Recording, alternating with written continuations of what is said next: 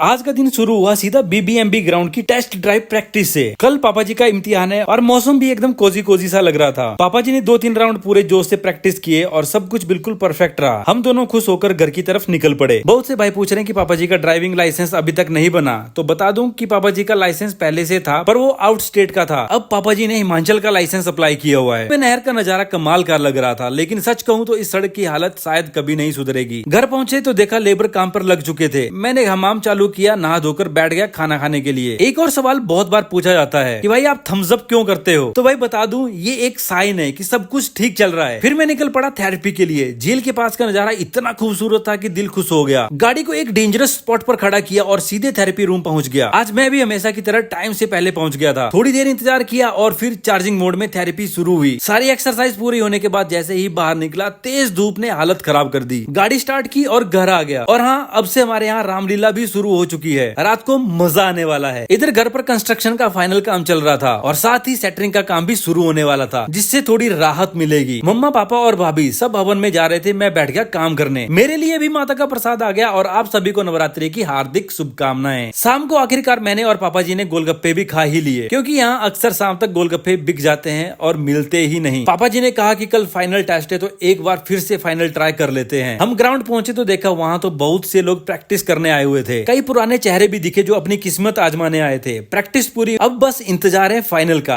पास होंगे या नहीं। रात को मैं और मम्मा निकल पड़े रामलीला देखने। सच कहूँ तो 15-16 साल बाद मैं रामलीला देखने पहुंचा था। पूरा मैदान लोगों से भरा था और मैं बचपन की यादों में खो गया। हम दोनों सबसे आगे जाकर बैठ गए और सामने का नजारा था राजा दशरथ का दरबार। देखकर ऐसा लग रहा था जैसे हम सब उस जमाने में पहुंच गए हो। बच्चे पॉपकॉर्न खाते हुए एंजॉय कर रहे थे। हमारे पास आरती की थाली आई, आरती ली, सीन में खो गए। राजा दशरथ पुत्र प्राप्ति के लिए यज्ञ कर रहे थे। उन्होंने अपनी रानियों को प्रसाद खिलाया और खास बात ये रही कि आजकल भी लोग रामलीला देखने बड़ी संख्या में आ रहे हैं। ये बहुत अच्छी बात है, क्योंकि इससे हमारे कलाकारों को मोटिवेशन मिलता है और हमारी संस्कृति भी जीवित रहती है। वरना आजकल के कुछ बच्चे गलत संगत की तरफ जा रहे हैं। और फिर आया सबसे खास सीन, मेरे प्रभु श्री राम का जन्म। सच कहूं तो अंदर से रोंगटे खड़े हो गए। और कल दिखाएंगे ताड़का वध का दृश्य। इसी के साथ आज के दिन को देते हैं विराम। बोलो जय श्री राम, हर हर महादेव।